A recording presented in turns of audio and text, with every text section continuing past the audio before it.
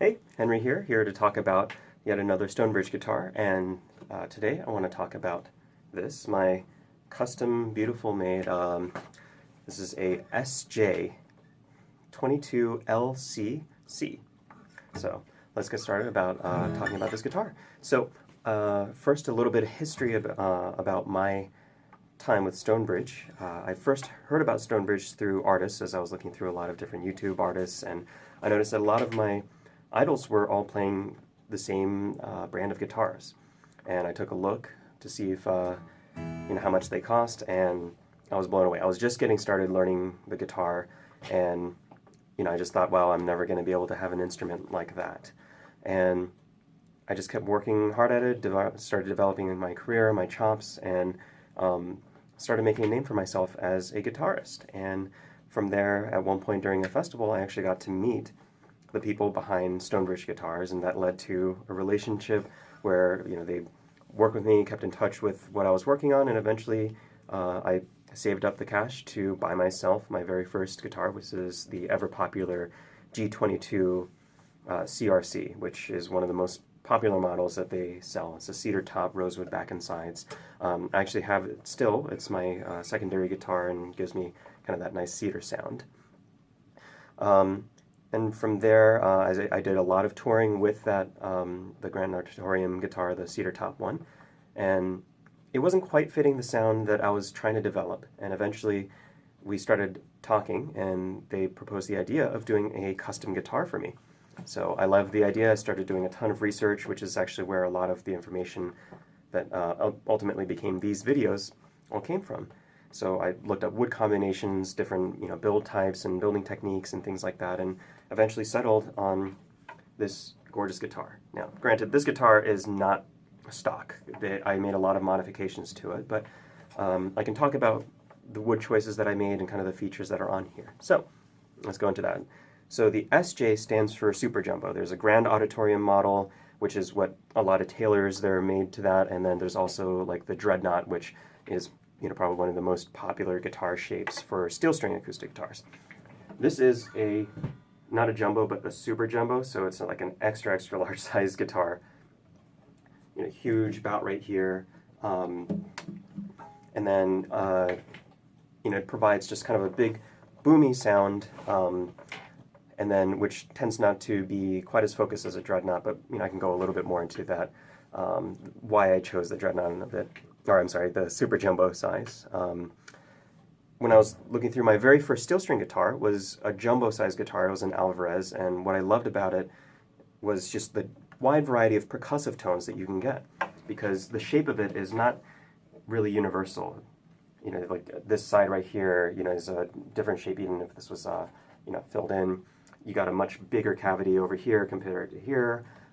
So that resulted in a lot of different drum tones that I really liked.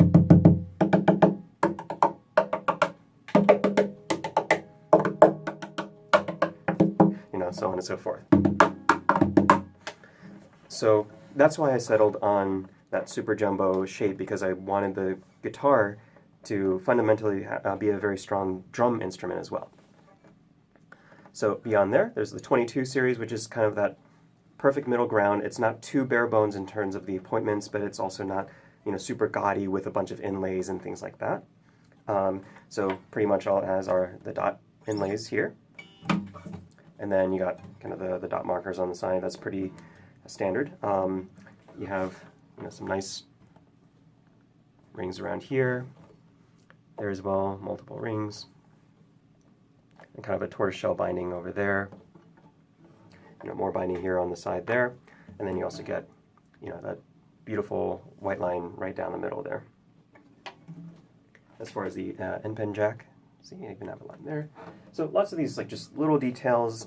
It's not anything too overblown or anything like super visually stunning. I do like the 24 series. That kind of fits my aesthetic, but I think for myself, I wanted something that was still practical enough and affordable enough that I could take this on the road and not worry about all these things kind of getting scratched up or having the guitar really get beat up and those type of things. Okay, so the top is an alpine spruce top. So this was probably the hardest wood for me to choose. I love the cedar top that I have, but I wanted something that was a little bit more durable, that could withstand all the percussion, and something that I could drive harder, because the cedar top, once you reach a certain volume, like if you're strumming really, really hard with a pick, then the volume, the wood is not really able to handle that, and it sounds muddy rather than clear. But Alpine spruce top is known to have almost a cedar-like warmth and responsiveness to fingerstyle, which is great because I not only do fingerstyle, but I also don't do the fingernails, so I don't get that extra nice crisp tone that most guys get from, and gals, get from having fingernails. And then I also love spruce's clarity and its strong ability to be a strummer, since I do a lot of cover songs and things like that. And I also lived in Europe as a child, so having a top wood that was distinctly European and gave like a very European style sound was important to me. There are a lot of, you know, American guitars that are fantastic guitars, but I wanted a sound that would kind of distinguish itself from the market that I was already playing. And kind of lastly, as I did some research, it seems that a lot of people who had Alpine spruce top felt that it was the closest thing that they can get to Adirondack, which is offered by Stonebridge at a much higher up cost. Alpine spruce top, or I'm sorry, Adirondack spruce top is often considered kind of the holy grail of top tone woods. I actually like this better. It's not as loud, but it kind of marries the best of Adirondack and cedar, which, you know, I really love. I love kind of finding middle grounds and not having anything too extreme on the other side. That said, I've played some Adirondack top guitars, and they're gorgeous, they're punchy, they're bright, they're really, really amazing guitars, but Alpine was definitely for me. Now, the back and sides, this is really what is probably the most visually stunning part. Oh, actually, before even going on, I don't know if you can see there, but you actually really can't through there. It's a very pale wood, but this guitar does have like a little bit of, you know, bear claw going on there. All right, back and sides. So this is Cocobolo. Well, you can actually probably see the reflection more than anything else, but the wood that I chose is Cocobolo. As you can tell, this has a gloss finish to it. And Cocobolo has a really, really nice bass tone without being too boomy. It's really, really articulate, which is important, again, because I do fingerstyle and don't have those nails and don't do a ton of pick work. And it's bright and clear when I need it, but it's not harsh, because a lot of bright guitars, they get, you know, they try and go brighter, brighter, brighter to really get noticed, you know, hear me, but then the tone is just too bright and becomes a little bit too harsh, at least for my ears. And it's often considered the closest thing that you can get to Brazilian rosewood, which is kind of, again, the holy grail of the back and sides wood. So from there, you have the cutaway. It's a really nice cutaway, you know, very functional. I can reach the top frets there. And then kind of one of the custom things that they did for me, in addition to putting this, you know, combination of guitar, is put my logo right there at the 12th fret, which was super, super cool, because this is truly a one-of-a-kind guitar, and it's truly mine. And, you know, I love that about them, that they were willing to do that for me.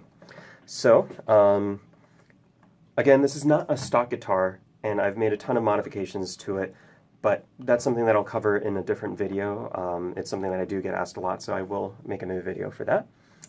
And then, like other Furch guitars or Stonebridge guitars, you receive, you know, shims here and extra frets and extra bridge pins and all that kind of stuff. So it's great. This also came with a Hiscox case, which, you know, I absolutely love. I use a Gator Pro Go case, because that's just, for me, a lot more practical. I can wear it on my back and fit a lot more of the things, but kind of for storing, and if I'm, you know, doing a lot of heavy touring, then definitely the Hiscox hard shell case is great. All right, so how does it sound? Well, let me find a pick, since a lot of people do use picks.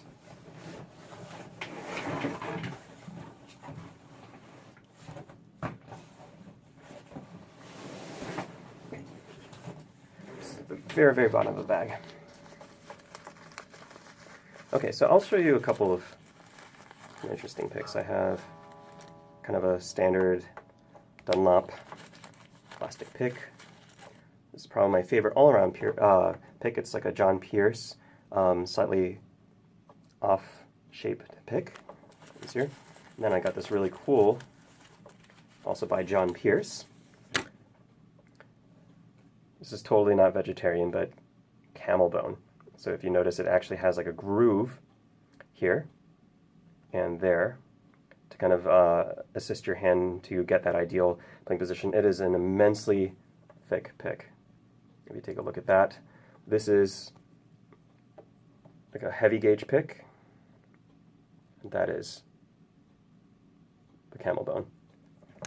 Okay, so I'll do the Dunlop pick since that's kind of like the closest to a standard pick. So strumming, you get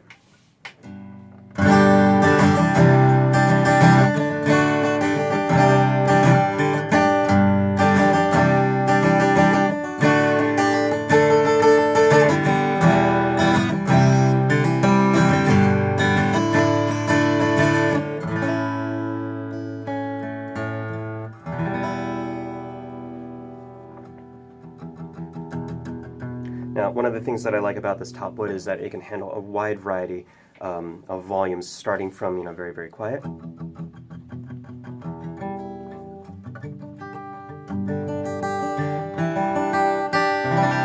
And then once you start really driving the guitar, it doesn't overblow the sound.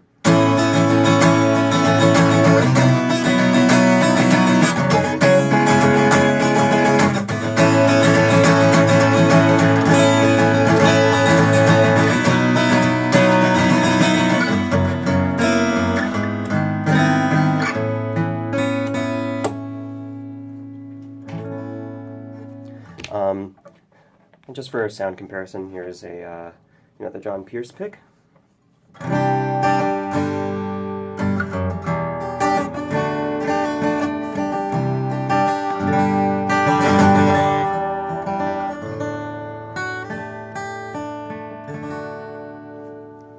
me make sure that I'm in tune. Sound a little bit off.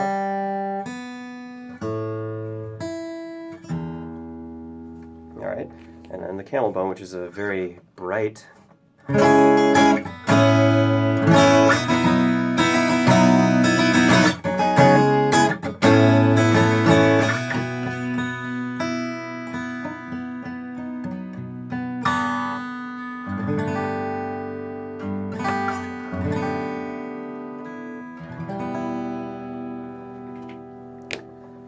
and then a little bit of the harmonics. Signature Stonebridge ringing harmonic that just is really easy to find and just rings forever and ever.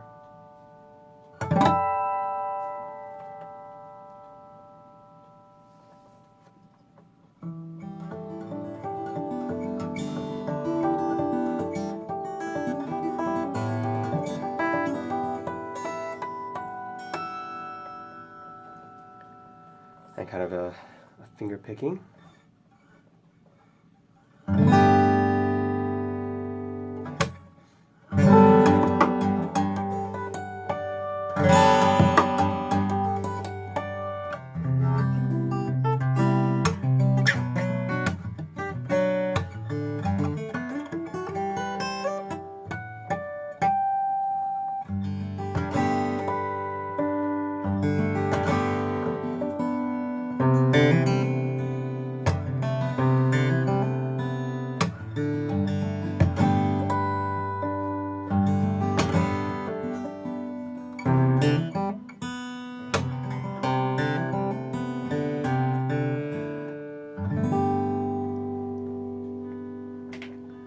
Kind of a modern finger style. I'll go down to, let's see, what should I do?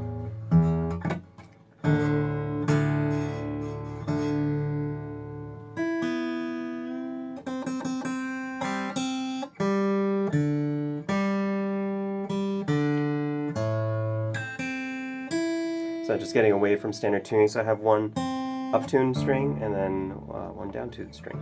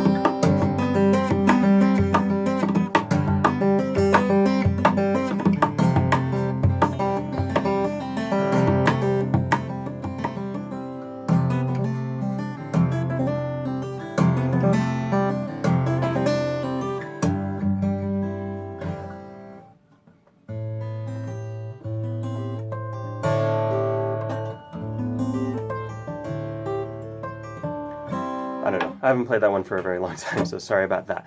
Sloppy playing there. So, my thoughts on this guitar. Well, it's my personal custom guitar, so of course, did you expect me to say anything short of the fact that I love it? So, that said, when it arrived, I did have a little bit of buyer's remorse. It wasn't quite that initially impressive guitar that my G22, so the cedar top guitar was. And the tone wasn't really exactly, what I was expecting. I was expecting kind of this very loud, bright, in-your-face type of instrument, and this isn't really quite that. I mean, for a jumbo-sized guitar, it actually has a much more focused sound than I was expecting. But as I kept playing it, the guitar really, really grew on me in a way that now I'm glad that I didn't immediately just start freaking out about whether or not I made the right decision. So I will say that in general, other guitars, high-end guitars with like the more common Sitka spruce or cedar tops do sound kind of louder, brighter, crisper, and I think a large part of that has to do with the body shape that I chose. Not to say that jumbos aren't, louder than, say like an orchestra or grand auditorium, but I think there is a reason why a lot of fingerstyle guys do kind of choose that grand auditorium style guitar. But what this guitar is good at is a lot more subtle. So once I kind of got over that initial, it's not loud thing that a lot of guitarists want in their guitars, I found something magical in this guitar that just really made it impossible to put down. The combinations of wood kind of just created an instrument with a ton of soul that I just didn't really see initially. Like the top wood sings, it has a really, really great fundamental, and it has a really nice like harmonics and overtones, but it doesn't get buried in a lot of those overtones. So that you really, really focus on the note that's being played rather than all of the extra overtones that that can occur with guitars with a little bit different combination.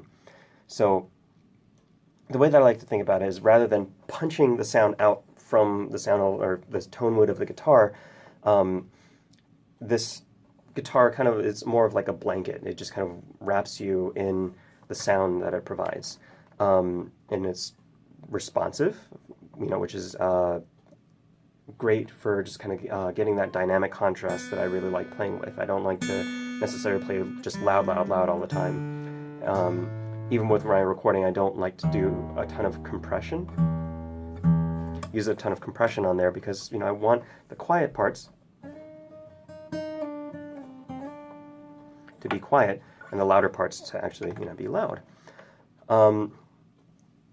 So chords feel really full, they feel textured, they feel really rich, and when I play, there's this thing that all guitarists go through when they find an instrument that they really love, they just connect with it. Whenever they play it, just the way that the whole body resonates, it kind of hits you the right way when you're playing it, and really the tone is not so much for the listener, but actually more so for the performer. Why else, like there isn't, I might get ragged for saying this, but like there honestly isn't that much difference between, say, kind of a $1,000 guitar and, like say a $10,000 guitar. And it's not, the $10,000 guitar is not going to necessarily be 10 times better than that $1,000 guitar. But for musicians who are craving a particular tone, it is worth finding that thing that really speaks to them the right way. And I definitely knocked the ball out of the park with this guitar, and Stonebridge and Furch did an amazing, amazing job with this instrument. So just looking over a few of my notes over here, what I was trying to get at was that the tone opened up over time.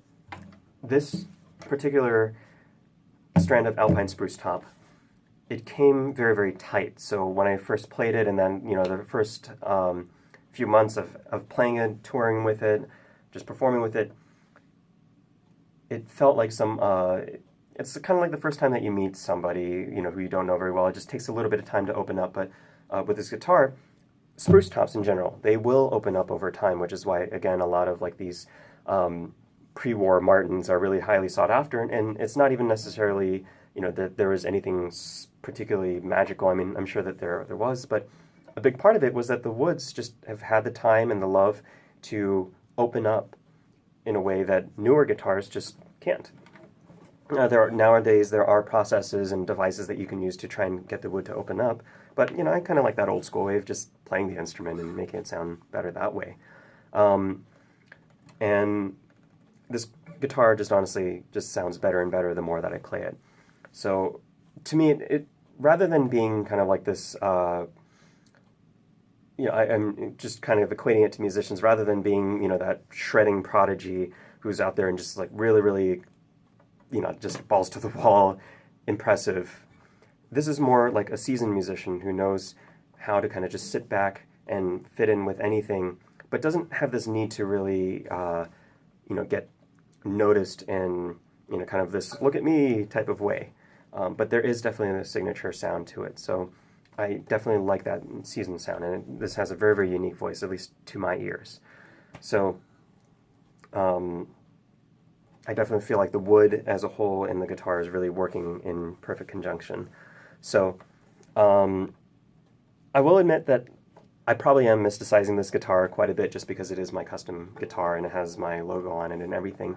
So if I were to talk about some drawbacks about it, for a group setting, like if you're playing in an ensemble or something like that, this is a great strummer, but it's not as punchy as a lot of other kind of more standard guitars would be. Especially just kind of the body shape. And jumbos tend to be that way. You know, you get a lot of just really rich, fat-sounding chords.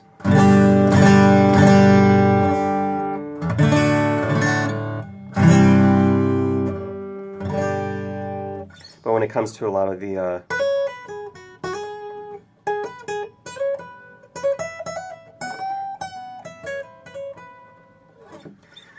you know, again, I'm not using a pick, but it doesn't have that immediate, you know, punchy, in-your-face tone, which a lot of guitarists like.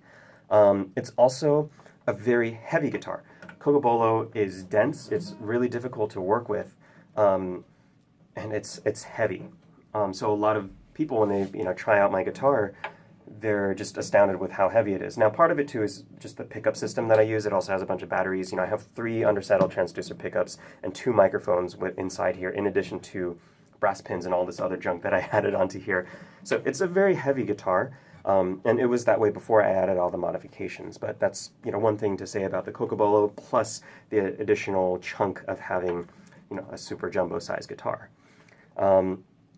And then I guess the only other drawback that I can think about is that if you're looking for like a true all-arounder and don't have a specific idea of what you want, the jumbo shape, excuse me, might not exactly be kind of the best initial shape. But for me, again, because of the percussion and just the tonal qualities that I was looking for, it really is the perfect kind of combination for me. So I think that that's all I have on my notes. This turned out to be a much longer video than I was expecting, but thank you so much for watching. And I have just more information in the description for this YouTube video, so please check it out, and don't hesitate to get in touch with me if you have any other questions. Thanks so much.